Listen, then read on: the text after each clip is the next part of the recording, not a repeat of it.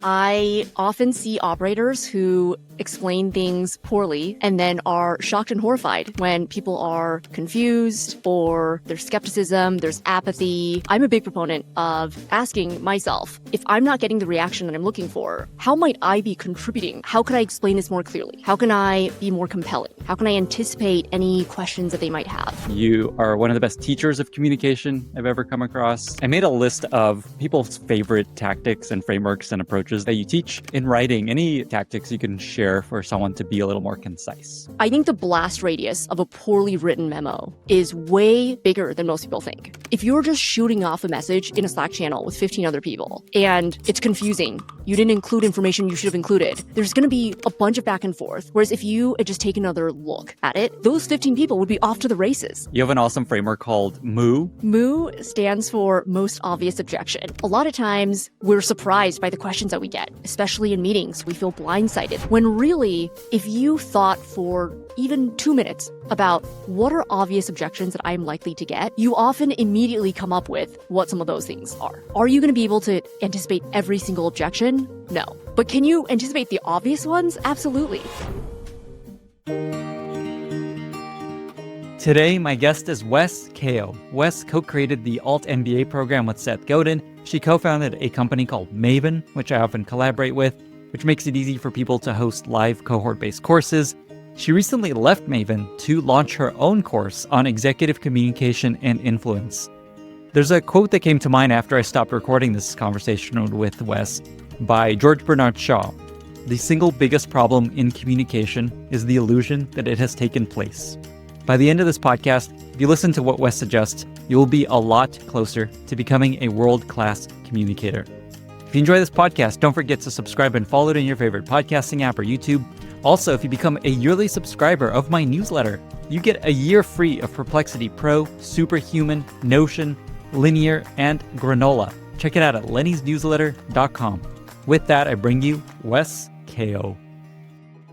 This episode is brought to you by WorkOS. If you're building a SaaS app, at some point your customers will start asking for enterprise features like SAML authentication and skim provisioning. That's where WorkOS comes in, making it fast and painless to add enterprise features to your app. Their APIs are easy to understand so that you can ship quickly and get back to building other features. Today, hundreds of companies are already powered by WorkOS, including ones you probably know, like Vercel, Webflow, and Loom. WorkOS also recently acquired Warrant, the fine-grained authorization service. Warrant's product is based on a groundbreaking authorization system called Zanzibar, which was originally designed for Google to power Google Docs and YouTube. This enables fast authorization checks at enormous scale while maintaining a flexible model that can be adapted to even the most complex use cases. If you're currently looking to build role-based access control or other enterprise features like single sign-on, skim, or user management, you should consider WorkOS. It's a drop-in replacement for Auth0 and supports up to 1 million monthly active users for free. Check it out at workos.com to learn more. That's workos.com. This episode is brought to you by Vanta. When it comes to ensuring your company has top-notch security practices, things get complicated fast. Now you can assess risk, secure the trust of your customers, and automate compliance for SOC 2, ISO 27001, HIPAA, and more with a single platform, Vanta. Vanta's market-leading trust management platform helps you continuously monitor compliance alongside reporting and tracking risk. Plus, you can save hours by completing security questionnaires with Vanta AI. Join thousands of global companies that use Vanta to automate evidence collection, unify risk management, and streamline security reviews. Get $1,000 off Vanta when you go to vanta.com/Lenny. That's VANTA.com/Lenny. Wes, thank you so much for being here and welcome back to the podcast. Thanks, Lenny. I'm very honored to be a second-time guest. Very rare honor. No pressure, but I think this is going to be one of the highest leverage episodes I've done. And let me tell you why I think that's the case. In the newsletter and on the podcast, I often talk about just how important and high leverage the skill of communication is to product leaders, to leaders, just to like people in general. There's this quote that Boz, the CTO of Meta, he's been on the podcast. He wrote this famous blog post, "Communication is the job." And I think that's true for product people, but it's true for basically any sort of leadership role and anyone trying to get ahead. And you are one of the best communicators I've ever met. You are one of the best teachers of communication I've ever come across. You have one of those popular courses on Maven on executive communication. So I'm really excited to have you here and to help people become better communicators, better at influence, and all these things. So thank you again for being here. Absolutely. Okay, so something that I often do with guests on the podcast, not even often, always, I ping people that the guests have worked with and ask them, what should I ask Wes? What should I know about Wes? So let me read a few quotes about you in regards to your communication skills from folks that have worked with you. These are three different people. Okay, so first, Wes single-handedly raised the quality of the entire company's writing by like 2x across the board. I always say the best writing course I ever took was working with Wes for a year. Wow. Okay, that's one. Okay. Wes never just throws things out there. She's precise with her use of language, meticulous about examining her own ideas before bringing them in front of others, and knows how to make her points in a way that people will understand them and buy into them. Okay. And third, Wes includes her reasoning with every proposal and the context behind all of her recommendations so that everyone around her learns an order of magnitude faster. This also makes her an exceptional teacher because she can clearly define what excellence is and why something is the goal, and then break down the steps and principles involved. Okay, reactions. Those are really nice things. That's amazing. Thank you so much. And these are people across different companies. So that was just to highlight how good you are at this stuff. And what we're going to be doing with our chat is going through a bunch of your tactics that you teach and that have helped people become better communicators, executive communicators, better at influence. Before we get into the specific tactics, is there anything that you think is important for people to understand just broadly around the skill of becoming a better communicator? I often see operators who explain things poorly and then are shocked and horrified when people are confused or there's skepticism, there's apathy, there's a lot of avoidable questions. And I'm a big proponent of asking myself, if I'm not getting the reaction that I'm looking for, how might I be contributing to that? So, instead of blaming other people for not understanding me, I think about how could I explain this more clearly? How can I be more compelling? How can I anticipate any questions that they might have? So I'm a big proponent of agency and realizing that we can only control our own behavior. And so the best place to start, if you're not getting the reaction you're looking for, is reflecting on how can I get better at the skill of communicating? And it absolutely is a skill. So I'm hearing is like, if you're having a hard time, people buy into what you're trying to convince them to do, or you're finding people are doing not what you asked them to do, it's likely a issue with your ability to communicate. It's probably not it's their fault. Yeah, I would say so. You can't solve everything with improving your communication. But you can increase the likelihood of getting what you want. Cool. Okay. Anything else along these lines of just things that are important to understand just broadly around communication, executive communication? I think another big one that I teach in my course and really kick off with is practicing like it's game day, playing like it's game day. So I see a lot of operators who save their best behavior for executives only. So, they want to shine when they're presenting to senior leadership, but with everyone else, they're kind of calling it in. And I just don't think that you're going to be able to get enough reps to actually get good at executive communication if you are only doing it with executives. Because many of us only present to execs once a month, right? Or a couple times a quarter. And that's just not a lot of chances to practice. So really treating every single stakeholder as if they are important, because they are. And you shouldn't be, if you don't want to waste your CEO's time, you also shouldn't waste your cross-functional team members' time or your manager's time or your direct reports' time. So that's something else that I ask folks to keep in mind. And maybe a last question before we get into the tactics. When people think communication, they think email, they think meeting, presentations, things like that. How do you think about, when you talk about executive communication and communication in general, what's kind of the umbrella of things that includes? Yeah, I would say broadly, the two mediums are verbal communication and written. So verbal being meetings, conversations, presentations, and written being emails, strategy docs, Notion docs, Slack messages, text messages, those two categories broadly. And I also think about communication as more of a means to an end, which might be interesting for some people because I teach a course on communication. So you would think that's like, the end in and of itself, but I really see it as a means to an end where the end is getting the ideal outcome you're looking for. So whether that is buy-in or making a good decision as a team or, moving to the next step, whatever that might be, communication is really in service of that end goal. Awesome. Okay, so I made a list of people's favorite tactics and frameworks and approaches that you teach in talking to folks that you've taught and folks that you've worked with. So I'm just gonna go through a bunch and let's just help people get better at these things. All right, let's do it. Okay, so the first is something you call sales, then logistics. What is that about? Yes. So a common mistake that I see is overestimating the amount of buy-in that you have from your audience.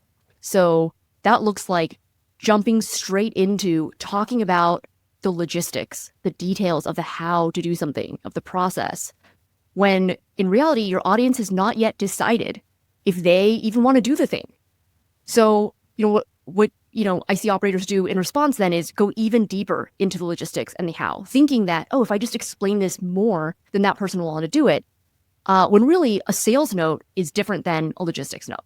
A sales note is meant to get people excited to do the thing you want them to do and to agree to do it. And only then, after they have bought in, does it make sense to share the logistics. So there's an order of operations here. If you switch the order of operations, you will likely get a slow response or just no response, right? We've all put a Slack message in a channel and got crickets and tumbleweed. So really starting off with selling the person and making sure that they know why we're doing this, why this matters to the company, why now, and then sharing the logistics tends to be a lot more effective. Is there an example of that might help illustrate that point or that approach? Yeah. So one of my clients is a head of operations, and she was trying to get the rest of her executive team, which she was a part of, to fill in some wins for the week so that they could share this out with the whole company. And this was going to be motivating. It was going to shine a light on folks. And she led with the logistics of which document to send, to put the details in, what time to put it in by, the format that you should put these wins, and didn't really get much of a response from the leadership team, which makes sense, right? Because this totally sounds like one of those things that's another item to check off on your list when you already have so many other things to do. And here's this other process that we're all supposed to do now, yay, right? And so she wasn't really getting a response. And that's because she dove straight into logistics. Whereas what she could have done is start by selling the other executives on why are we doing this? Well, we're doing this because this is a chance to shine a light on your team members who are doing amazing work, for them to feel motivated and to feel like the rest of the company really sees them and understands what they're doing. And this is all something that is going to motivate your team, right? So sharing why this is helpful and useful and how this is in service of you and your team versus this is a favor that you're doing for me to fill out this form and fill it out this way and by this date, et cetera, et cetera. I know that execs often want the opposite, where they're just okay, I know, just tell me what you want to do. Just okay, just get to the point. I don't want time for all this context and background. Any advice on when to spend any time on the sales? What are signs that, okay, maybe you don't have them sold yet? Or what are maybe contexts where you should probably still try to sell them first? Yeah, so I actually think that you should always do a little bit of selling, even for situations where people have generally bought in, because most of us have a lot going on and we're not actively thinking about whatever you're talking about. So even though I agreed to something 2 weeks ago, by the time you're telling me about it again, I thought about a billion other things since then, right? So reminding me of why are we talking about this? Why does this matter? And then getting into it and framing that conversation up front is way more likely for us to not get stuck on a cold start and not kind of go 2 steps back, 1 step forward. The other thing is you can frame a conversation and sell a bit at the beginning very concisely. So I'm not talking about spending 15 minutes out of a 30-minute meeting selling. I'm talking about 1 to 2 minutes, even a couple sentences, and then transitioning into the main thing you want to talk about. So I'm a huge proponent of doing that and basically reminding people, why are we doing this? Why are we here today? Why does this matter? And then getting into the meat. I love that. So basically you can do this really briefly. It doesn't have to be a whole pitch for half an hour. It's just a reminder. Here's why we think this is important. And I think that's such a good point because a lot of times it's like a leader's looking at this thing you're asking them to do, and they're like, why am I spending time on this? And just a reminder of like, okay, I see, I forgot this is a part of our strategy. This has this much impact potential, or here's how it could help our team be more efficient. So yeah, and you can really do that in like 30 seconds. Is there like a, I don't know, structure to this? Is it just like why? Like, is there kind of a template you like or some way you recommend of selling first? Is it like, here's why we're doing this, like starting like that? Anything along those lines? Yeah, I think explaining why we're doing this, why this benefits the business, what problem this is solving. Again, you can do a lot of this in a couple sentences. And then I also like asking or stating what I need from the other person up front. So saying, hey, we're here today because 2 weeks ago we were reviewing the product flow and realized that there were a couple parts that were kind of confusing. So I took a stab at fixing those areas, rewriting the microcopy, and I want to present them to you today, see if you agree with these changes, and then we're going to roll them out. What I'm looking for from you is feedback on the changes and if you agree. So like that was like 15 seconds, right? Like super fast. And then now we're all on the same page about why we're here, and you can listen more intently, knowing that I'm looking for a certain kind of feedback. I would love to hear it that way. I think there's like an implication here that maybe is worth sharing of just, and this is a lot of this is about communicating effectively to execs, which will make you communicate better to most people, but especially with folks up the ladder. They don't have a lot of time. They have a million things in their head. Maybe just share like why this is so important, like what the state of mind of a leader is that you need to kind of break through. Yeah, so I call it the yes, next mindset, where I'm, if I'm listening to direct reports present something to me, very often I find myself thinking, got it, all right, yes, let's keep going, right?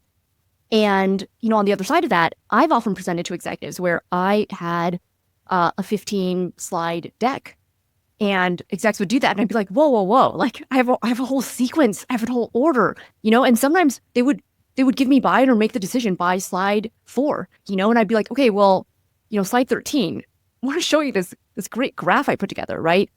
And, what was really helpful for me was realizing that I should take the win. Okay, if my exec has already agreed, take the win and keep it moving, move on. Yeah, what's that quote? Like, if you've sold them, stop talking. Right. Yes. Yeah. You might talk them out of agreeing. Yeah. Okay. You mentioned being concise. Let's talk about that. You have some really good advice on just how to effectively be concise and not too concise. What's your advice there? Yes. One of my pet peeves is when people are too concise and they equate being concise with being brief. And being concise is not about absolute word count. It's about economy of words. It's about the density of the insight that you're sharing. And so you can have a 300-word memo that's meandering and long-winded and a 1,000-word memo that is tight and concise. And so not equating concision with briefness, I think is a really big one to understand. The second thing is a lot of advice about being concise, I think, misses an important point. So, we've all heard, don't bury the lead, cut to the chase, main point, put the main point at the top, bottom line up front, right? And all of these pithy aphorisms assume that you actually know what your core point is. So you can't cut to the chase unless you know what the chase is. You can't unbury the lead unless you know what the lead is. And so that, I found, is the bottleneck to being concise. It's actually not really being clear of what you were thinking. That's what's leading to being long-winded. And you can kind of test this theory because most of us have a go-to story that we've told a bunch of times, right? We're like, You know exactly when people are going to laugh, when they're going to gasp or hold their breath, right? And why are you so good at telling that story? And why are you so concise about it? Because you've told it a bunch of times. You know all of the beats. So in meetings, though, at work, we are very rarely talking about the same thing that many times. It's always something new. It's something that we are also probably likely processing ourselves and are in the midst of processing as we are in a quick turnaround time, telling someone else about it, telling our team about it. And so you are basically asking your brain to do a lot of different processes, especially in a real-time conversation. You're listening to the other person, absorbing, making sense of it, processing it, figuring out what you think and how you would react, and then trying to say something cohesive that makes sense, right? And then trying to be concise about it. So it's just a lot of different processes. And so the only solution I found consistently to being concise is preparation. It's not a very glamorous solution by any means, but the clearer I am going into a meeting, going into a conversation, going into a pitch, the better I am at being concise and being able to bring the conversation back to the most important points, at being able to stay flexible, but also firm. Yeah, and preparation, I don't mean spending hours and hours preparing for a weekly meeting. Even a couple minutes really makes a huge difference. Most of us are so back-to-back in meetings that we're doing zero preparation. It's like the meeting has started 30 seconds in and you're still unwinding from the last Zoom call that you were on, right? So most of us are in that mental state. So if you even take 30 seconds to 1 minute to ground yourself on why am I in this meeting? What do I want to share and make sure I get across in the time that we have? You're going to go in there so much more focused and so much more able to be concise. So the advice there, so this is for meetings, and I want to talk about writing also, but for meetings, the advice here is before you get into a meeting, like actually think about why am I in this meeting? What do I want to get out of it? Instead of in the meeting, like figuring it all out as you go, which to your point, you're just going to ramble and be like, oh, okay, here's what I actually want to say. Yeah. And what might I want to share in the meeting too? Especially for more introverted folks, sometimes you need to decide beforehand that you want to speak and you want to make sure you get a certain point across. So even deciding that beforehand makes a huge difference. Yeah. I found this extremely powerful, just like 5 minutes before you get into a meeting. And it could happen earlier in the day, right? It doesn't have to happen right before the meeting, or worst case, it's right before the meeting. Just, okay, what do I want to get out of this? What am I here? What do I want to say? And just like giving your brain a little bit of time to prepare. Super powerful. In writing, is there like any tactics you can share for someone to be a little more concise? I think the main tactic is to remind yourself to be concise. And usually when I do that, I end up trimming 20% at least of what I wrote, tightening up some sentences. I also ask myself, how might I be adding cognitive load to whatever it is that I'm saying? So, is there a tighter, clearer, cleaner way that I can ask what I'm asking or present the information I'm presenting or make the recommendation that I'm making?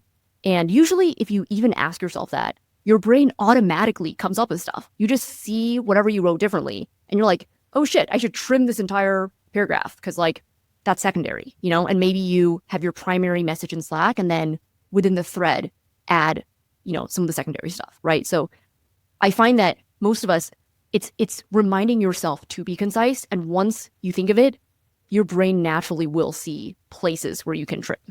There's a layer of advice under this that you're not saying that I'm going to say, which is actually look at the thing you wrote at least once before you share it. Because I used to be really bad at this. I just okay, I don't have time. I wrote this doc, send it, get feedback. All right, send this email. I don't have time to read this email. And I find just forcing yourself to look at it solves so much of this. Oh, yes, definitely. I was assuming before doing that, but you're right. Some people might not be. And yes, definitely reading your own message first is huge. And yeah, I find that even doing that, you can often spot a lot of low-hanging fruit. Right. Like you'll find the typos and grammar issues and you'll be, oh, I don't need this word. Along those lines, let me share 2 books. People always ask me, how did you learn to write? I'm like, I'm not a writer. I don't know what I'm doing, but 2 books really helped me write more effectively. And one is specifically to help you write more concisely, called On Writing Well. I don't know if you've read that. Yeah. Okay, and it's basically like chapter after chapter of here's what you can cut, and you can cut more, and look what more you can cut, and cut this stuff. And he has like images of like screenshots of essays that students have written in his class, and he's like, look at all those words you cut, and nothing is changed. It's exactly the same message, and even is better with like 40% of the words cut. Is this by Sol Stein or another author? I don't have it here. It's somewhere in my bookshelf, so we'll look it up. Yeah, there's a writing book by Sol Stein that I absolutely love, and I feel like it might be called On Writing Well. But I could see there being multiple books called On Writing Well. There's also Writing Well, I think, by Stephen King. That's like another one that people love. But On Writing Well is the one I really loved because it's very like tactical. Going back to something that you were saying earlier with rereading what you wrote.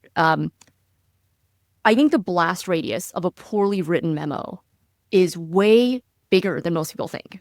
So if you're just shooting off a message in a Slack channel with 15 other people and it's confusing and you didn't include information you should have included, there's going to be a bunch of back and forth. Like all 15 of these people are reading this being like, okay, what do I do with this? Whereas if you just take another look at it, those 15 people would be off to the races.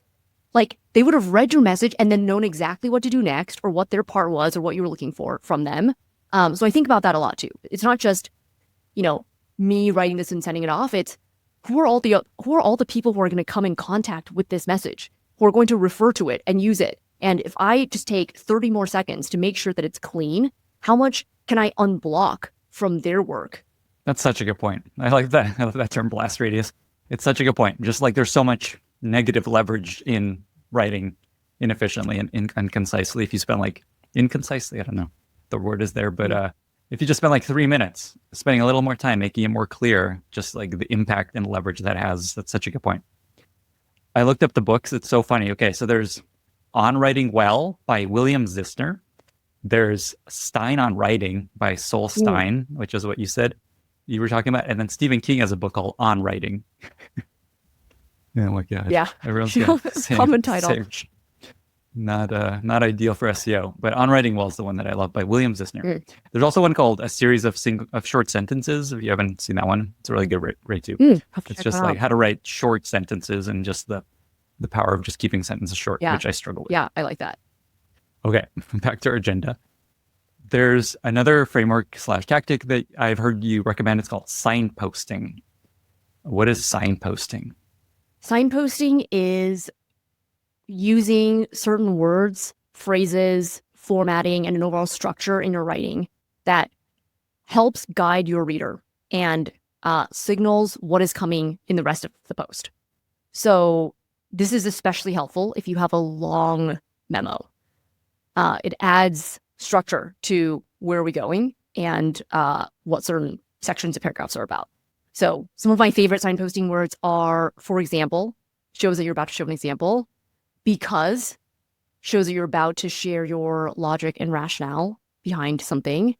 As a next step is a great one. People's eyes kind of automatically zoom to as a next step.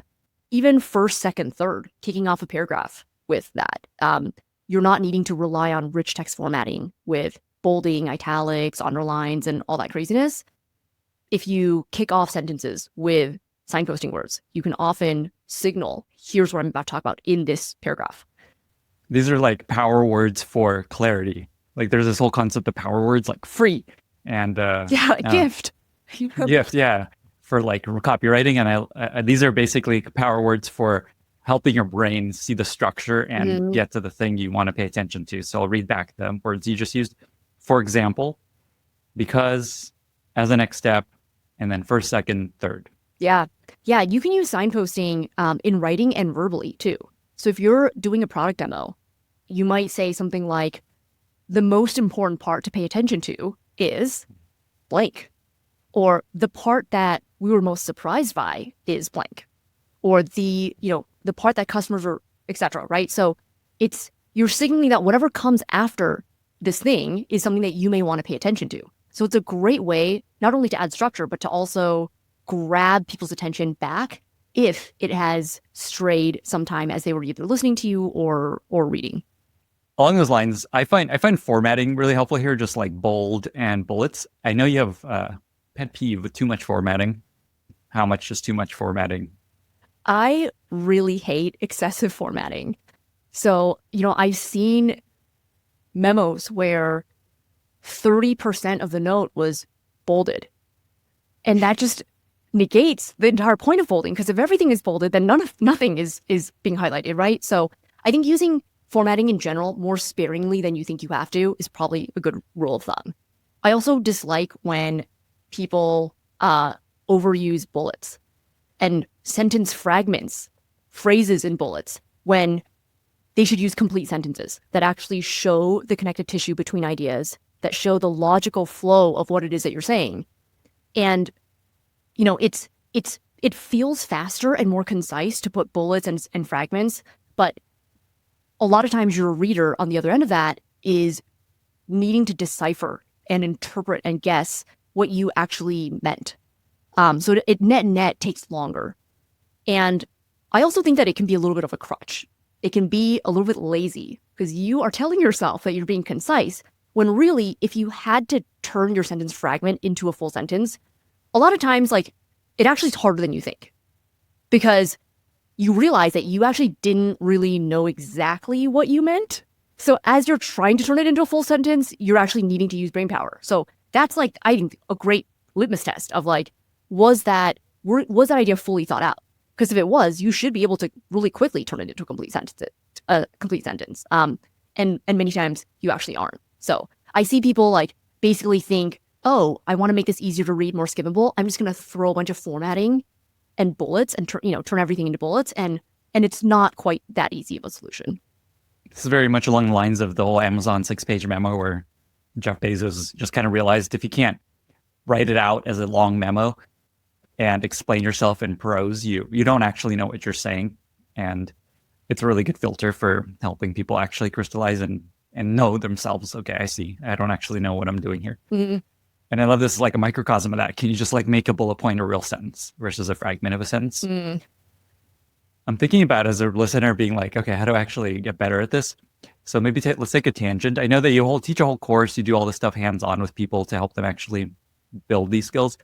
For someone that hasn't taken the course or isn't taking it, what's a good way to start practicing these skills and know if what you're writing is getting better, is good? Is it find a mentor, find someone that you think is a great writer and have them review stuff? Any tips there? Yeah. So I have a pretty first principles driven approach for this, which is to think about how long does it take me right now to get to the reaction I'm looking for from my recipient. If it takes a bunch of back and forth and a bunch of friction, then that's kind of my baseline.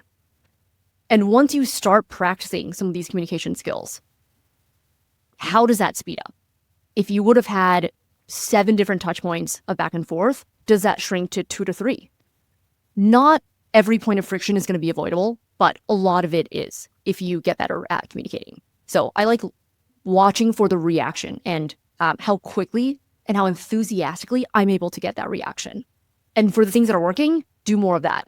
For things that are not working, adjust your execution, because it might not be that the tactic doesn't work. It might be your execution of it, wasn't great. And keep trying, basically. So the advice here is just see how well your writing / meeting / suggestion goes, how well it does. And if it's not, there's the ideal immediately, yes, let's do it. And then there's the, I don't really understand. There's the spectrum of response. And what I'm hearing is just pay attention to if the speed to getting what you want is increasing in general. Yeah.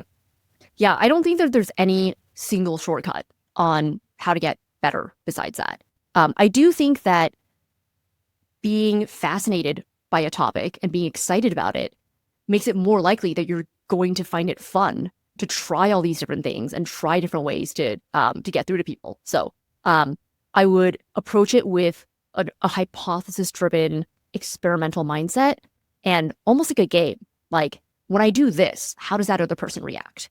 If I frame it this way, do I get a different reaction? When I try this, am I able to, cut through the noise more?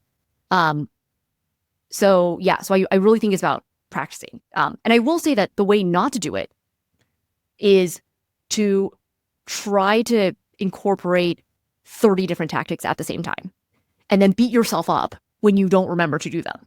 It's really easy when you are learning a new field or function to get overwhelmed when you're learning a new skill. And the way to build a habit is usually not changing so many different things at once. It's picking one thing that you want to try and keeping that top of mind, trying it in a bunch of different settings in different ways, and then getting it better at that thing before moving on to the next thing. So that's like a really common thing I see in my course is people feeling overwhelmed. And I always remind folks that you are building a new habit here, and be patient with yourself, take it step by step. There's a lot of stuff we're talking about here that a lot of people might be like, this is so minor. Like what? I just bullet point sentences, be a little, tell them the why at the beginning. And I just want to share, in my experience, the biggest jump I made in my career was actually getting better at these very specific skills. I had this manager, Vlad, who's been on the podcast, and I talk about him regularly, who was such a stickler about communicating well and being very clear and concise and thinking and just spending more time on documents and emails, on strategy docs, just like, no, this isn't ready. Spend more time. Here's something that's not clear. And just doing that was such an accelerant for me.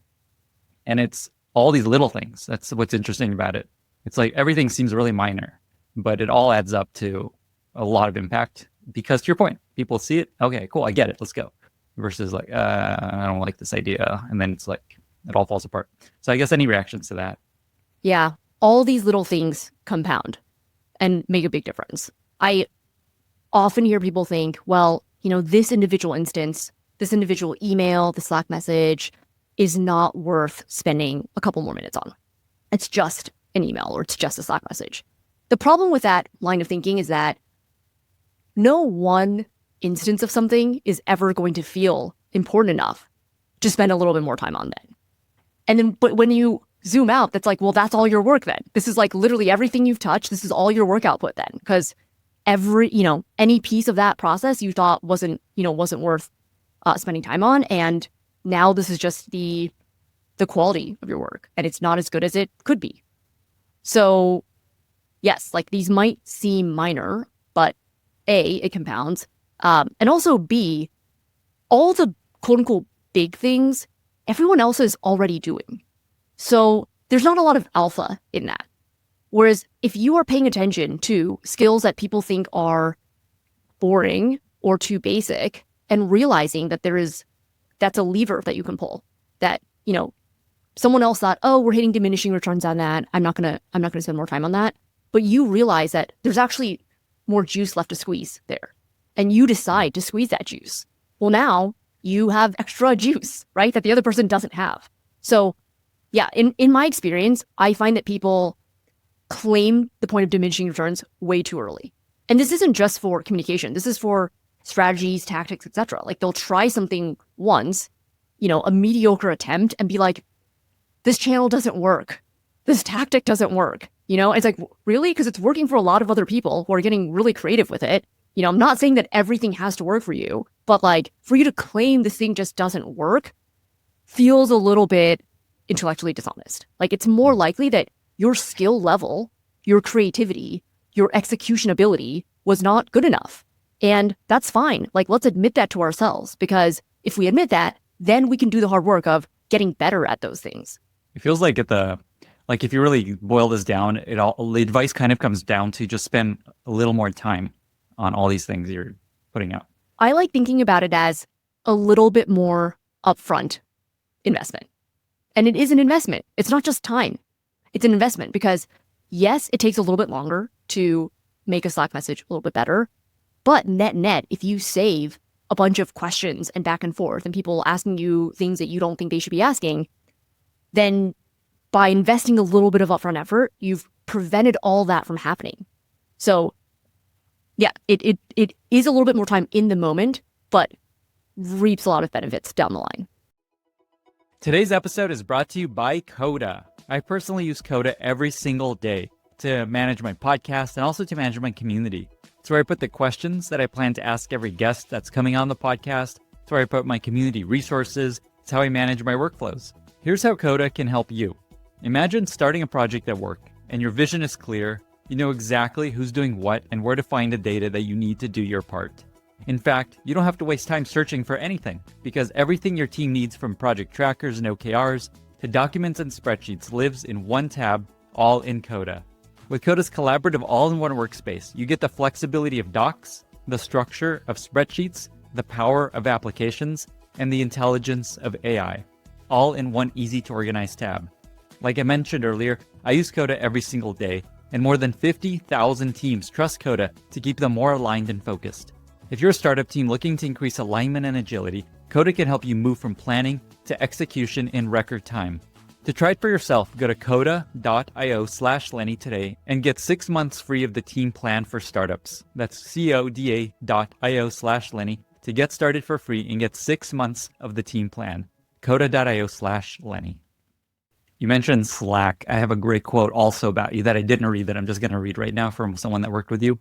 She said she searched the Slack channel at the company you worked at for old posts from Wes for inspiration for what to ask you. And she said you had zero half-baked thoughts, 100% complete sentences, perfect punctuation, clear takeaways at the top of every message. It's the kind of thing you don't notice in isolation, but once you see everyone else's messages in a remote first company, it's a stark contrast. Yeah, thank you. I will also say that, as someone who tries to walk the talk, I feel like I get a pretty good response rate pretty quickly for the things that I ask for the recommendations I'm making. It's not, it's not instant, it's not 100%, but over time, I've realized that improving my communication has led to people receiving my ideas better. Ideas that used to be locked in my head that I would get frustrated that no one else understood. People were now understanding. And that feels really good. That's very, very exciting. And it made me want to do it more, and pay more attention to that. So that's kind of going back to what I said earlier about watching for what's working. There's momentum is really encouraging. And I totally feel that if you start getting the things you want, that feels great. Yeah. Okay, cool. More. Let's do more of that. Yeah. And again, it's like very minor things. Like it's like a couple more minutes on the Slack message, a couple more minutes on email. Very doable. Which everyone can do. There's no magic here. It's just spend a little more time and use some of these tactics that we're talking about. Speaking of that, let me talk about another tactic. You have some really good advice on finding the right level of confidence in what you're saying. There's always this question of, I come to a leader, how confident should I be about this is the answer versus here's a bunch of ideas. What do you think? What's your advice there? I find that people tend to naturally be on the spectrum a little bit too confident as a baseline or not confident enough. So people who are too confident might state hypotheses as if they are fact. So that really bothers me. That's another one of my pet peeves where, if you say this is X or this will X, that is different than saying this could X or this might X or this will increase the likelihood of X. So I'm a big proponent of speaking accurately. You can avoid a lot of problems if you speak accurately about your level of conviction and about the actual amount of evidence that you have for something. It's okay for something to be an initial hunch. Say it's an initial hunch. Don't act like this is something that you are super sure about. You've proven out, that this is absolutely, this way, because the rest of your team is listening to you at face value. And y'all might spend real headcount and dollars pursuing something that you have advocated for in a way where you kind of overreached with your level of confidence. So that's for people who are overconfident. It's equally a problem if you're underconfident. So I have some clients who, their CEO asked them to share some recommendations with another team because, they've run something before. And so they share all this amazing information. And at the end, they're like, oh, but you can ignore everything I just said. Obviously make your own decision, do what you think is best. And if you want to just ignore everything, that's totally cool too, And it's you just didn't have to say that, You could say, make your own decision, take all this into account, but you don't have to diminish to that degree. And so again, speaking accurately, if you have really strong reasons to recommend something to a cross-functional team, it's almost irresponsible to act like you are not really sure and it's just this random idea. Hey, try it if you want to, try it if, we might lose a lot of money and time if we don't take this idea, right? So again, speaking accurately is so important. Is a simple way to think about then kind of the right balance is have a point of view, have a recommendation, present accurate facts, and be clear when you are not. It's not actually 100% true, but here's a hunch I have, or here's a theory we have. Yeah, I think sharing a point of view, sharing a recommendation, and then backing it up with evidence, with logic, with first principles, with examples, with data if you have it. Not every situation you're going to have data for, especially if you're building something new. So this is where first principles comes in. Like even explaining how you got to where you got to and why you think this is going to work, that all gives your team, your manager, something to push back on, to poke holes on, or to align on and say, yeah, I agree here, but I disagree on this part. So you can talk about ideas with a lot more specificity when you share your thought process. And you can frame it all kicking off saying, my initial thinking is, or, based on what we know, my hunch is blank, right? So speaking accurately and then still bringing up those facts so that we can all make as informed of a decision as we can make given what we know. Advice I got that really helped here for me was to try not to be biased with how you frame everything. You have your suggestion for how to do something. It's easy to just bias all of the data to point in that direction. And I think if people notice that, they're like, oh, okay, well, I can't really trust this because I see you're just like, you clearly have an agenda. So it's a little bit like have an agenda and a POV, but be clear about what is actually true, be accurate. Yeah, I think anytime people have to discount what you're saying because you are biased in this way is not great. Is there an example by any chance that highlights what you're describing here? Yeah, so in my course, I talk about not being a single-minded martyr. So a single-minded martyr is someone who very much has an agenda, who wants their recommendation to go through and is presenting a bunch of evidence supporting that direction, and then gets really frustrated when other people are not seeing it or are skeptical. And so one of my clients was a single-minded martyr in a recommendation she was making. So she was on the growth acquisition side of her company and was having trouble with cross-functional team members lending headcount to her project. And so everyone would say like, oh, yes, we believe in this is important, but wouldn't want to actually give her, half of their engineer for 2 weeks. And we were talking about it. And as we were talking, she revealed that the CEO had at the beginning of the year said that the company-wide goal is retention that year, that their biggest challenges and areas of opportunity were in retention, not necessarily in growth. And once she zoomed out and realized this, she was able to put her recommendation in context and realize that, it's not just, I'm the only one who cares about this company. Everyone is a hypocrite. They say they believe this, but don't actually want to work on it. Before that was kind of her narrative. But once she zoomed out and realized she was being a single-minded martyr, she could better fit her proposal in the context of what else was happening in the organization. I think actually this is a really big difference between more junior people versus more senior people. More junior people are like, I need a win. I need to get a yes for this proposal, and I'm going to keep advocating for it until I get a yes. Whereas really, sometimes the best decision for the company is not right now. This doesn't actually fit our priorities right now, right? Or maybe yes, but let's right size the level of investment. So it might look like half whatever the proposal, the size of what that recommendation actually was. And having the maturity to realize that, to put your idea into context is huge. That took me a really long time to learn. And I think that goes under the umbrella of always do what's best for the company. Not necessarily what's best for me, my career, my team, my wins. If you prioritize what's best for the company, that helps you have a more right-sized way of still, advocating for your ideas, but doing it with a bit more equanimity. And also just connecting to what the company is, just this idea of if the thing you're pitching is not aligned with what is important to the company right now, it's unlikely to be prioritized. It makes sense. This is why leaders choose. Here's what matters most. We got to do the things that are going to help us drive this thing right now, like retention or revenue. And so that's just, I think, a sub tactic there is just whenever you're pitching something, connect that to the goal of the person you're pitching to so that they're like, oh, I see how this is going to help me. That's great. Let's do it. Great advice. And I think this is something a lot of people run into is just, why aren't they listening to me? Why don't they want? That's such a good idea. They hate me. It's something, oh, I bet they hate me. They don't trust me. When it's just like, okay, this isn't a priority right now. Let's come back to it another time. Okay. I'm going to get to a couple more tactics, and then I'm going to shift directions to talk about managers and being a manager.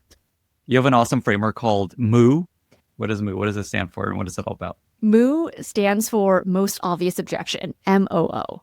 And the thought there is that a lot of times we're surprised by the questions that we get, especially in meetings where, we feel blindsided. That was unexpected. And then we're on our back foot.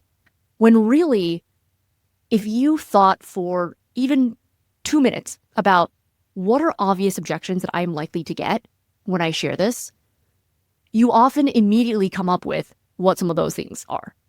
So are you going to be able to anticipate every single objection? No. But can you anticipate the obvious ones? Absolutely. And so this is where knowing your own argument in and out, including counter arguments, becomes so important. So knowing your counter arguments as well as you know the arguments for doing the thing. When you do that, when you have prepared in that way, you're less likely to feel caught off guard. When you hear you talk about this, it's like, obviously I should do this, but nobody, like very few people actually do this, like actually spend a couple minutes.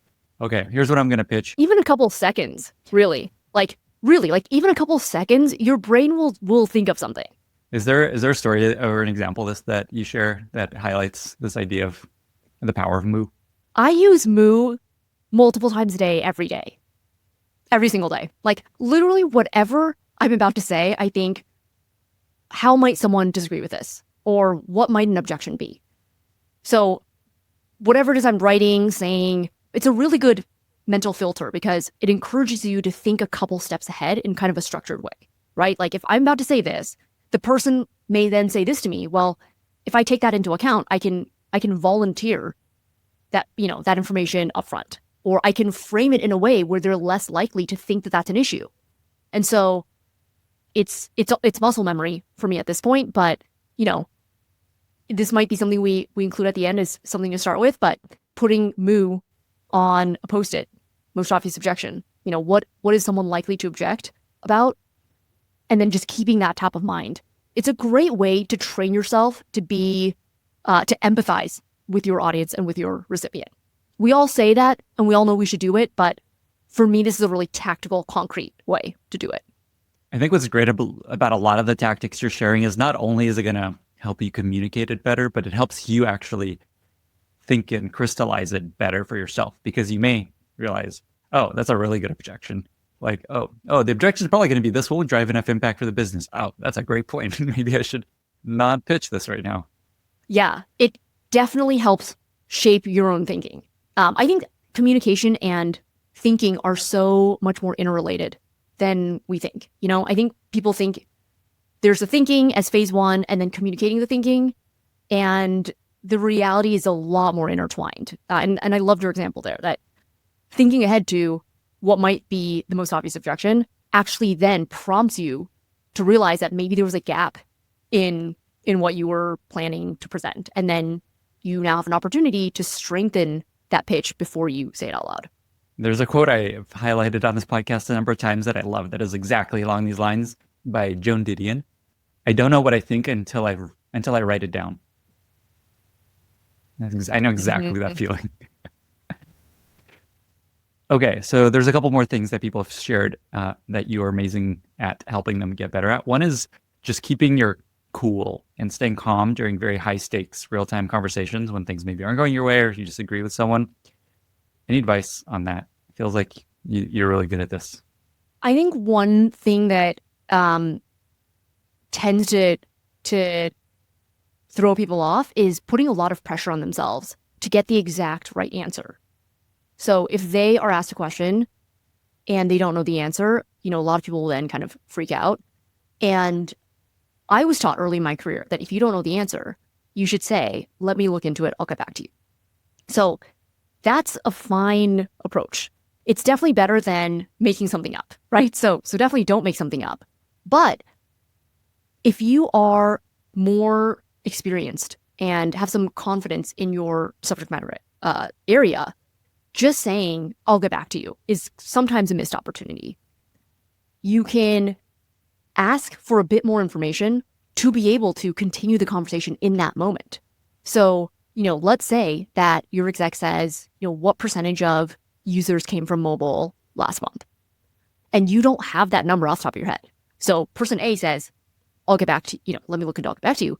Person B might say, I don't have that number off the top of my head, but in the last quarter, the number has been 60 to 70%, and it's grown in the past year. So mobile is now, a bigger part of our business, et cetera. Are you wondering if we are investing in mobile appropriately, or like, where's that question coming from, basically? Right. And so being able to answer a similar question in the direction you think the person is asking about, and then validating why they're asking that question, allows you to still continue that conversation in the moment. And so I call it the question behind the question.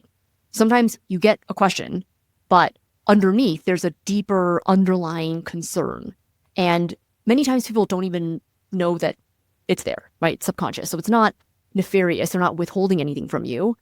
But when you are explaining something and you're kind of getting multiple questions on the same thing, it's a good sign that there might be a deeper question behind the question. And it's our responsibility to figure out what might that be. And so probing, asking for a bit more information, answering in that general direction, and then validating, these are all techniques you can use when you are in the moment, without feeling like, oh, I must have, every single thing prepared. And the moment that I'm caught off guard, everything goes to shit. Another tactic along these lines that's very similar to what you're describing, but I'll share that I learned that was really helpful, is just if you're not sure what to say, basically just reflecting back their question and just being like, let me just make sure I understand what you're thinking, what you're looking for. You want to understand monthly retention and then maybe clarify. And that one gives you time to think about it as you're talking. Two, it helps the person recognize, oh, he hears me. Great. Okay, this is good. He's thinking about this. And then at the end of that, you could be like, okay, I don't actually have that specific number. Let me think about, or I have the quarterly number. Okay, that's what I know. So there's like an interim step almost that I'll add into your piece of advice of just, I love that. Reflect back their question, just like better understand what they're looking for. Mm-hmm. Awesome. Okay, let's go back to what I said we do. Is let's pick one tactic that you think people should try first, maybe one or two. So let me read the ones we've gone through and then see what you think would be a good first step. So one is starting with sales before getting to logistics and giving people the why. Signposting, using specific words to help people guide the doc and not get overwhelmed. Finding the right level of confidence, having a POV, that sort of thing. Getting better at being concise. Moo. Not overusing formatting, something else you shared. And then this idea of when you don't know the answer, not saying I'll get back to you as the default, maybe giving them a different answer, maybe asking them more questions. Okay, across those, which do you think someone should try to okay, let me start here. I would start with most obvious objection and also framing your conversation up front. And that kind of relates to using signposting words if needed to help you frame that conversation. Sweet. That's such an easy one to remember. Just move. Okay, so stick a post-it somewhere. When you're about to share something in Slack and ask someone for something, present in a meeting, send a strategy, and just think about, for a few seconds, what might be the most obvious objection to what I'm trying to ask them to do. Great.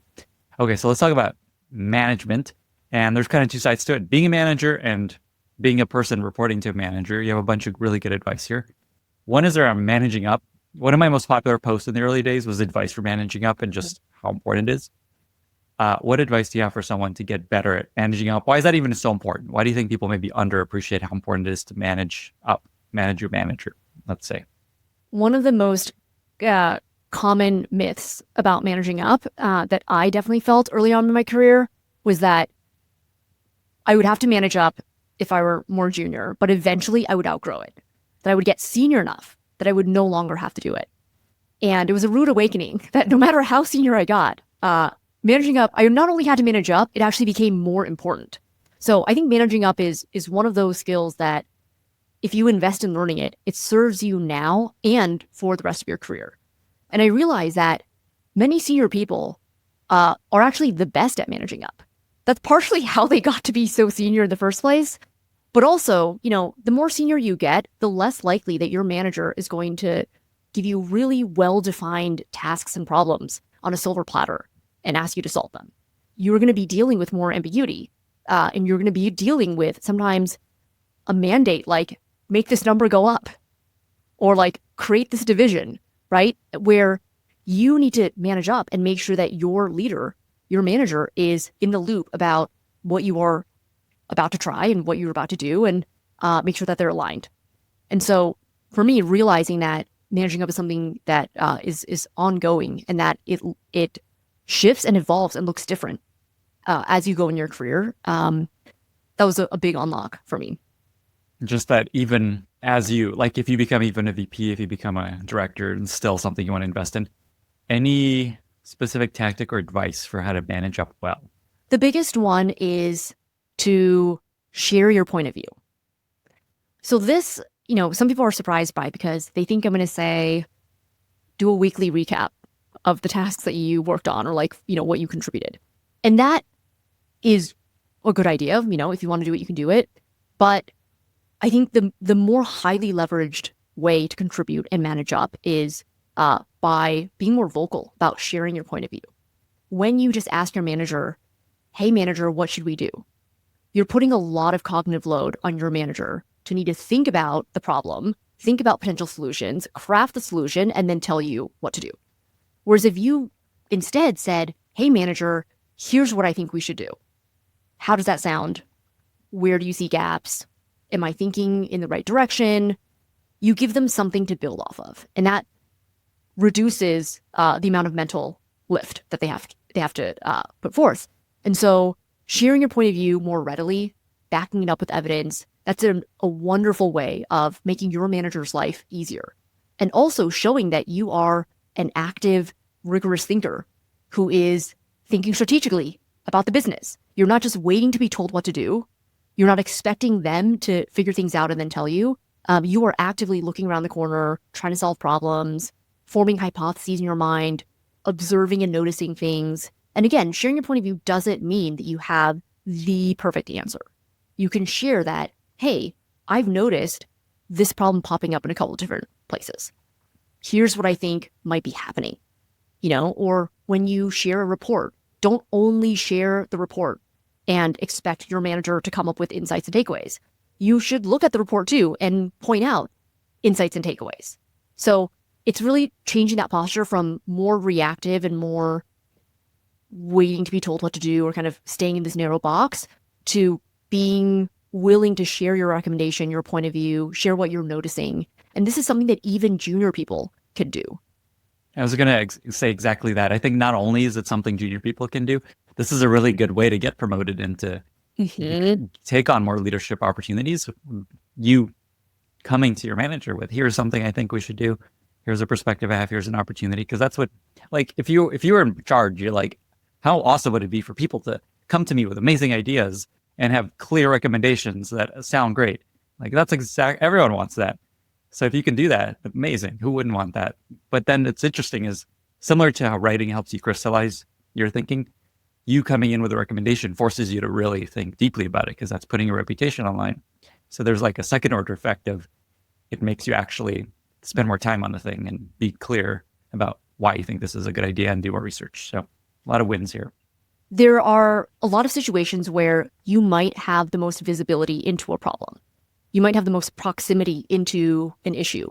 And so if you're not speaking up about it and sharing what you're observing, sharing what you're noticing, your manager doesn't necessarily have visibility into that. And so I've heard so many managers say that they want their junior people to speak up more because their junior people have often close contact with customers, with support tickets, with, cleaning data, with, a bunch of things where the manager would love to hear insights from that. And if you're finding if you're not having success with this, if you're like hearing this and being like, but it never worked because my manager doesn't listen to me, listen to the rest of this podcast we just did, which is basically advice on how to effectively convince someone of a thing. It's like, tell them why this is a problem, be really concise about it, signpost words, all these things. That's exactly what this whole conversation's been about. Okay, let's see. We have a couple more really cool tactics that people have suggested we talk about.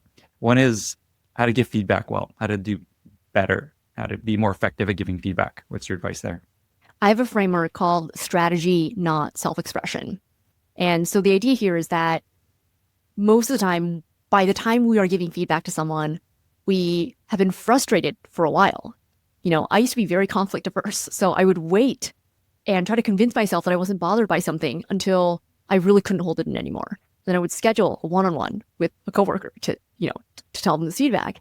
And it would inevitably turn into a venting session where I was, in the name of sharing the impact of what they did, would share all of my frustrations and all of the ways that they have basically harmed me and made my life difficult.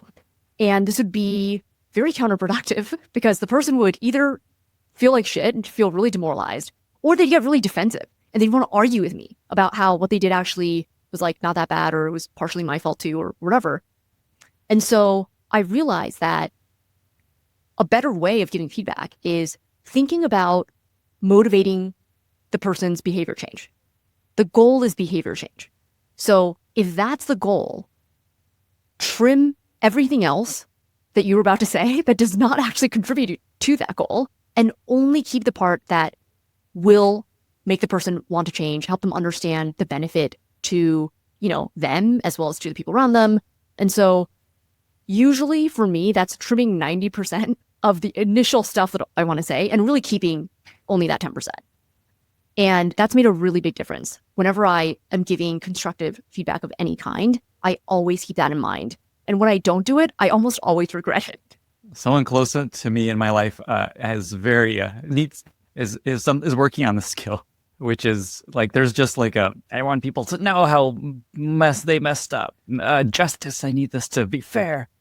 And there's like what I always recommend is just think about what you want to get out of this conversation. Like, what do you want from them? And then, okay, what's the best way to get that versus just making sure they hear you and making sure they understand how screwed up this was. And that's basically what you're saying, right? Is like focus on the outcome you want to achieve, not like something that's useful, like something that will make you just feel better. Yeah, I definitely think that having a space to vent and to share those frustrations is important. So you want to get that out before you go into the conversation with your counterpart. So whether it's talking to your therapist or your partner or friend, you want to basically get all that energy out, because otherwise you bring it into the conversation and it doesn't take much to set you off. Like you might have a whole script, you're controlled, you're calm, and then you start talking and the other person raises an eyebrow and is like, acting a little incredulous at what you're saying. And that's all it takes for you to snap and be like, you're surprised? You're incredulous? Why are you incredulous? Like, right? Like, and then you're off, right? So yeah, getting that energy out, I would say is step one, so that you can go into the conversation clear, grounded, setting that emotional tone that is more positive and that allows you to stay focused on only the part that will get them to behave in the way you want them to behave. Such good advice. And I think we come back to, are you getting the outcomes you want? If you're not, this is another reason it might be the case, is you're just like, you just need them to hear your mind. I just need you to know. And I think a lesson here is that may not be what the best path to getting what you want, but it may feel good. Maybe people are like, but I really want them to know this. There's that great Einstein quote about insanity being repeating things that you're doing, expecting a different outcome. And I feel like that applies so much to the workplace and to communication. Like most of us have certain patterns that we're used to and certain ways of responding. And if you believe that there is untapped upside, that like whatever you are at is kind of a local maximum, and that there's better out there, then that's where switching things up could be useful, and just not just doing everything that you've been doing and getting the same result that you might be getting. This resonates with Toby Lutke when he's on the podcast, talked about how he had this quote that I love, that just no human in history has come anywhere near their potential. And everyone is way, way, way, way better than they think they are. And these are really cool tactics and really effective ways to actually get closer to your potential. Okay, two more things I want to talk about real quick. One is your advice on delegating, but also continuing to have high standards. This is something I spend a lot of time on, because a lot of people don't delegate because they're afraid it's not going to be as great. They want to I just want this to be really good. I don't trust that it's going to go as well. If I did it my way, it would be great. So just advice on how to delegate effectively while maintaining high standards. Yeah, I have a framework called CEDAF, I love all CEDAF. these acronyms. These are It's kind awesome. of like cedar, but with an F at the end. I need CEDAF. acronyms for myself. Like all of these are really reminders for myself because I need a short way to remind myself. So CEDAF stands for, the C is comprehension. So have I given this person that I'm delegating to everything that they need to understand what it is that I want them to do? That includes more simple things like logins to all the right software tools that they need to look up whatever you need to look up, and understanding, what the end result should look like, right? So that's all under C for comprehension. E is excitement. Am I explaining this in a way that is making this as exciting as it could be? There are a lot of tasks that aren't inherently that exciting, but by explaining the why behind why we're doing this or why it's important to the project we're working on, that makes people more likely to understand and be excited about how this fits into everything. So E is for excitement. D is for de-risk. Am I de-risking any obvious risks from delegating this? So usually when I ask clients this, they immediately think of something. They're like, oh yeah, I wouldn't want my direct report to spend, a ton of time going in the wrong direction, filling out 100 rows of the spreadsheet if actually it took longer than we expected. Okay, great. If that's a risk, then maybe you have them do 10 rows, see how long it takes, see if we need all the information that they're actually gathering, and then regroup, right? So what's an obvious risk? Another might be, I can see this person misunderstanding and thinking I'm looking for this where I'm really looking for that. Okay, perfect. Just tell them, when I explain this, you might think I mean this, but really I don't want that. I actually want this, right? So just vocalize it. The A is for align. So am I giving the other person a chance to speak up and make sure we are actually aligned, that they are picking up what I'm putting down, right? Because you might be explaining a bunch of stuff, but how much are they actually absorbing? You won't ever know if you wrap up your little spiel and then say okay, go off, come back to me when you're done, right? So give people a chance to ask questions to see what parts are resonating, what parts they, might be a little bit confused on. Usually when I do this, it's amazing because my team member will say, what did you mean by this part? Or how does this part fit in? And I'm like, oh my God, I totally forgot to mention this thing. Or, oh yeah, I didn't even really explain that well. Okay, so let's go into that, right? And then F is feedback. So how can you have the shortest feedback loop possible? I am a huge fan of shortening the feedback loop as much as possible and then shortening it again.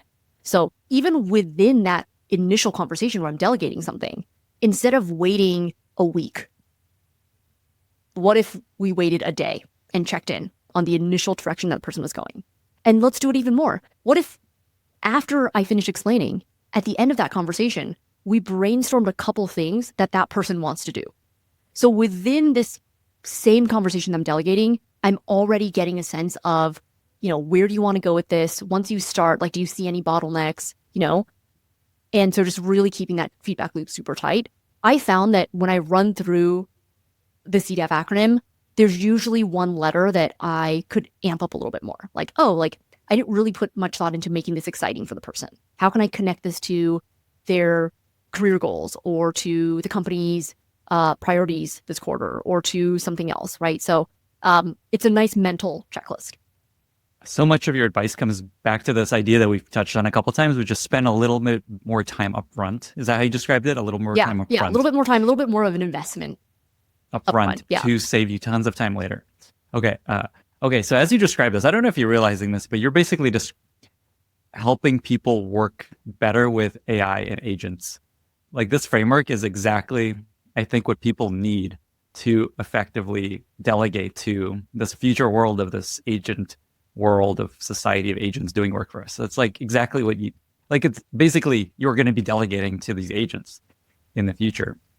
And this framework is a really cool way to frame it. So think about, am I communicating this well? Comprehension. So CDAF, comprehension. Is comprehension again just can I make this clear? Is that the way to think about that? Yeah. Can I make this clear? Does this person have everything they need to be able to accomplish Okay. what I am asking them to do. Mm-hmm. And then it's communicate why you're excited about this, basically the why. And it's interesting. There's funny prompt technique I've learned, prompting engineering technique of just telling the AI, this is very important to my job. Just using that sentence, it does it better. Interesting. Yeah. It takes it more seriously. That's so weird, right? It's like, I have a post about this, and that's one of the pieces of advice, just to tell it why this is important. Okay. I think people take it to the extreme as like, someone will die if you don't get this right. Like the people, that actually works. That is Okay. extreme. It's wild. Okay, so CDEF, comprehension, excited, de-risk. Think about ways that you can de-risk, which is moo basically. What's the most? It's like a similar concept. Just like think ahead to what might go wrong. Make sure you're aligned, which is quite important in the AI space. Make sure you're aligned. And feedback. Get a quick feedback cycle. And it's interesting with like deep research on some of these AI tools now. It's like, I'm off for half an hour. See ya. And I imagine more and more of them will check in with you as it's going and ask you questions. I used deep research recently, and it's really good at just like, okay, let me have 5 questions for you before I go off and do this work, just to clarify what you want. Yeah, I found that AI will often shorten the feedback loop and align with you as well. Like when you prompt it, when it comes back, it will not do the entire task for me sometimes. It'll say like, I've done the first part of this. Does this sound right? Is this what you're looking for? If so, I will complete the next section. And then sometimes I'm like, do the whole thing. Just stop trying to conserve energy and just I want you to do the whole thing, But that's what it's doing. It's breaking it into smaller chunks to de-risk that, it's going to use all this bandwidth to process this thing. And I'm going to say, oh, that's not what I was looking for. I want to come back to AI real quick. But before I do that, I have one more question for you. But let me just say, I feel like we've discovered an AI version of your course now. Basically how to delegate well to AI agents that I think people are going to find really valuable. Planting a seed. Okay. Before we get back to AI, you have this other concept that I love that I actually learned from you years ago when I was working on my course called the swipe file. Swipe file. What is a swipe file? What is that about? What can I help you with? Why should people be doing this? Yeah. So swipe files are really common for marketers. And I think other functions haven't caught on as much, but I think is really, really useful. And basically, a swipe file is collecting inspiration that you can refer back to later on. So, some marketers will collect examples of copy, landing pages, ads, etc. For me, I have a file, an Apple Notes file called Smart Things People Have Said, where I will basically paste in phrases, words, things people have said that I thought were well articulated or sounded really intelligent or sounded strategic. And I don't actually go back and look through my swipe file very often. I think other people do, but for me, even the act of adding it to my swipe file, I've already gotten value from it because it's training me to be more alert to noticing when something is working well. I think there's so much happening around us all the time that, your coworker says something smart and you're like, oh, that was nice. And then you keep moving on, right? But when you stop and pause and think, oh, that was really effective. Like, let me add it to my file. And also think about why was that effective? And is that something I can borrow? So in my course, I encourage folks to create a work journal where they can jot down some of these observations, some of these phrases, and basically encourage yourself to be more alert to things you can borrow from other people all around you. Something else about the swipe file, like you use quotes. It could be screenshots of cool designs. It could be strategy docs you found to be really effective. It could be conversion flows that are really cool, right? It could be just like whatever you're interested in. Yeah. And the great thing about that is you can then go back and analyze it and break down the structure, break down the argument, break down why was this so effective. Whereas if you're not capturing it, it's easy to just move on to the next thing. Yeah, cool. And I did this for a while. I stopped, to be honest, but I really want to be doing this. So this is maybe some homework for someone, because I know a lot of people stick with it, is just start like a folder or a note, whatever you use for your note taking, and just start throwing stuff in there. And it's like, it could be messy, right? It's just like throw it in there. Super messy. I was going to say, my back-end system is super messy, and it's fine. I am not, it's not a problem I need to be solving. It works. I find things I need to find. So I like having as simple of a process as possible. So Apple Notes, like I open it, it's just, on my home screen, I just add something. I'm not tagging anything. I'm not putting it in certain rows and filling information out. I'm just including it in a file. And if I want to go back and look at it, it serves its purpose. Awesome. Okay. So last question, AI. I want to just come back to this briefly. We have a segment on the podcast called AI Corner, and we touched on this already, but I'm just curious how you have found AI to be useful in your work or your life, whether it's helped you become a better communicator. If there anything you can share might be helpful to folks. Yeah. I love Claude. There are days when I talk to Claude for like 3 or 4 hours prompting as a thought partner. So yeah, I think that AI is really helpful for an initial draft of something to bounce off of. Sometimes I'll paste in an email that I am not quite sure how to respond to and ask Claude to help me draft a reply. And I'll usually give it some direction. So I found that sharing my point of view makes the output way better. If I just give it something and say like, what would you say? It's just not as good. Whereas if I say, I am not sure about how to tell this person no, because, I previously kind of said yes. And so I kind of feel on the hook, but, the situation has changed. And so like, is there a nice way where I can be really respectful of our relationship and also make them feel seen and heard, but like decline? So if I explain like, that's the problem I'm dealing with, and like, here's what I would ideally like to be able to do, Claude comes back with something that's like pretty good. And then from there, I'll edit it to my voice, because usually it's a little bit too formal sounding. And so I'll make some edits, and then I'll share it back to Claude and say, what do you think of this version? Would you make any improvements? And then we kind of go back and forth from there. Wes, this is the most useful thing I've ever heard. Oh my God. I need this immediately. Just like nice ways to say no to stuff. This needs to be like an extension that I can have in my browser. Just like, help me say no to this, please. Wow, such a great idea. Okay, good one. Okay, great. Wes, is there anything else that we've gone through a lot? I imagine the answer is no. But before we get to our very exciting lightning round, is there anything else that you wanted to share or leave listeners with? No, I feel like we covered a bunch of great frameworks, principles. So lots for folks to get started. All the things. And I think I love that so much of this will apply to being more effective with AI tools. And I feel like people can go through this again and just through that lens of how will this help me get more out of Claude and ChatGPT. I bet so much of this will actually apply. And I feel like there's an interesting course there. With that, Wes, we've reached our very exciting lightning round. All right. Are you ready? Let's do it.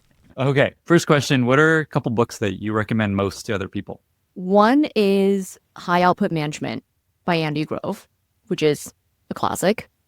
Another one is Your Brain at Work by Dr. David Rock. And that one is all about better understanding your own brain and attention span so that you can allocate your mental resources appropriately. So that one's great. Ever since reading that, I hide my phone from view, because there have been studies that show that even seeing your phone in the corner of your eye kind of changes, it's distracting. And I do the hardest things earlier in the day when you have, more cognitive resources available. So that one's really good. Yeah, those two. These are great. I completely get that phone thing. I'm just looking at my phone. And I'm like, Dan, get out of here. Just like, go away. I will like stick it under my pillow, like on the couch, or like hide it under a notebook.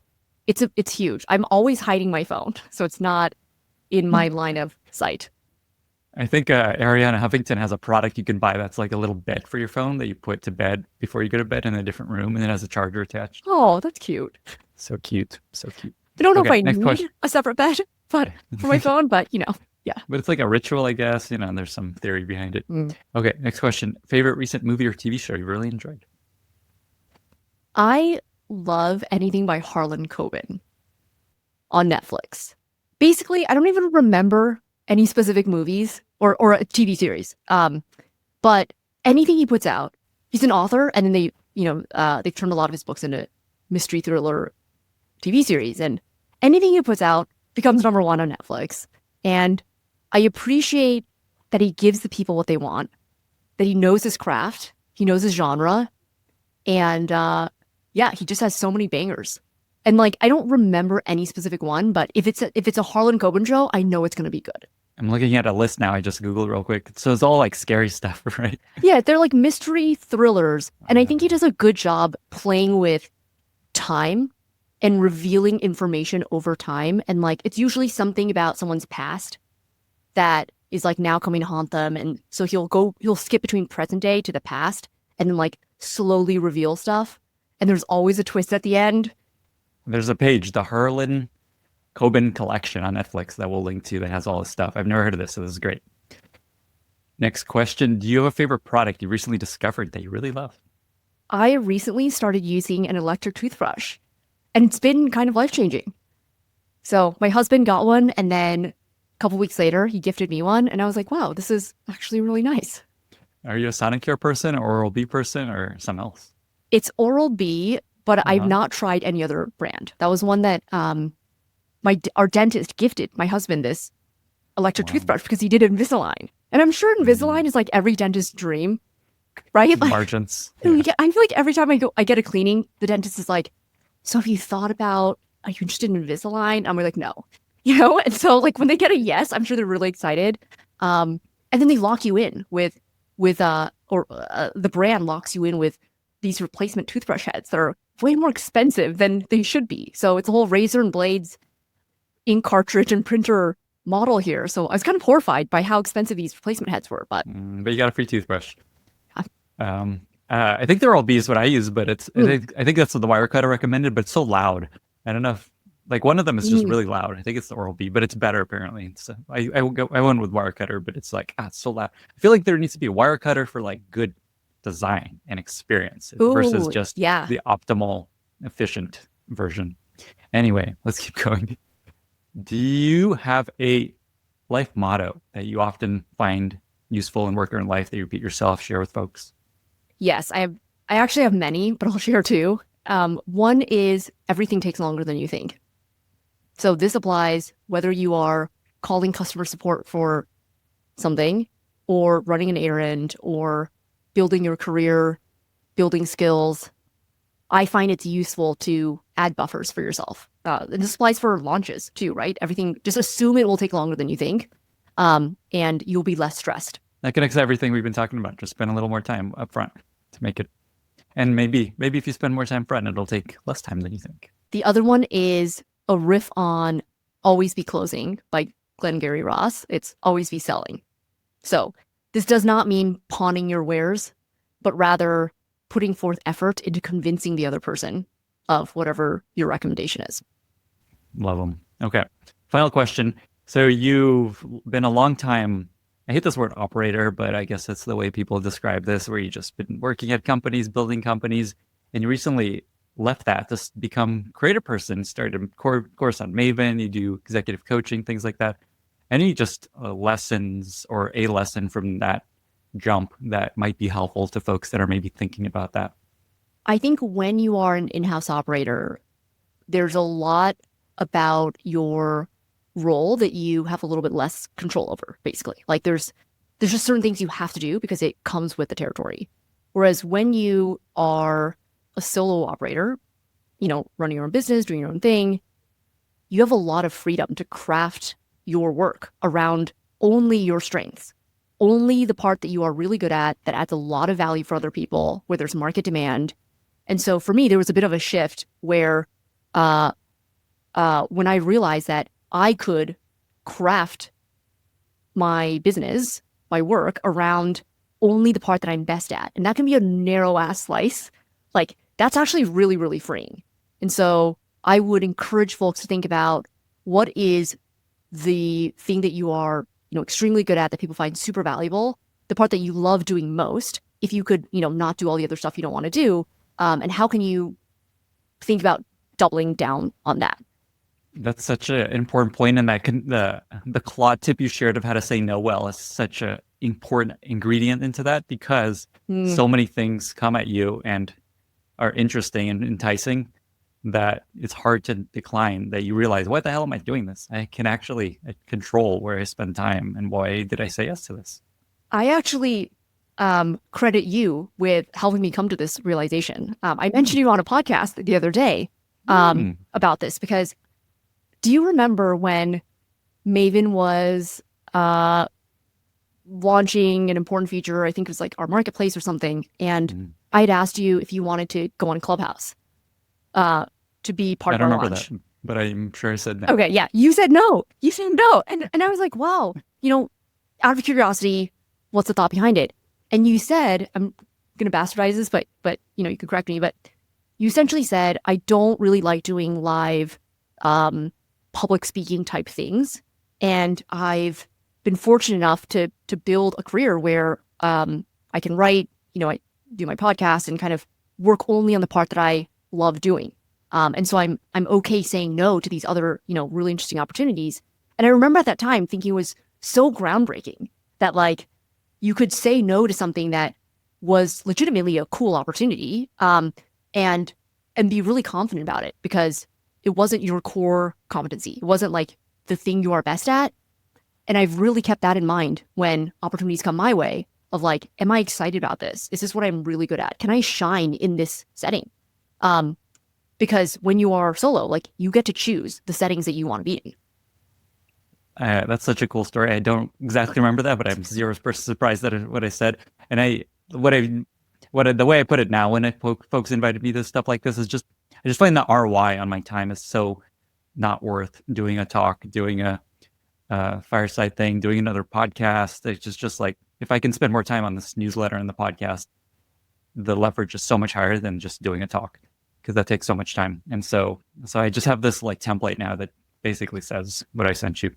That helps. But it's tough. It's so hard to say no. It's like sometimes these opportunities are so interesting and the person is like, wait, what? Because I don't think the people asking you for stuff know that I'm getting like 10 of them a day. And they're like, oh, he said no to my talk. He doesn't want to be on my podcast. What a jerk. That's what I think. I don't know if that's a big thing. But anyway, okay, that's great. Yes. And I think I just had a post about reaching 1 million subscribers, a newsletter, and actually had this image of the Ikigai concept, which is exactly what you just described, which is you want to try to find the thing that you love doing, that people value, and that you can make money doing. That's like the dream. Mm-hmm. And that's exactly what you have done as well. So thank you for being here, Wes. I actually think we delivered on what I thought we would. I think this is going to be one of the most highest leverage conversations we've had. So 2 final questions. Where can folks find your course? I know you also do executive coaching. So where can folks learn more? And final question is just, how can folks be useful to you, Wes? You can find out more at weskao.com. I linked my course to my coaching from my main page. I also post on LinkedIn as well, so you can follow me there.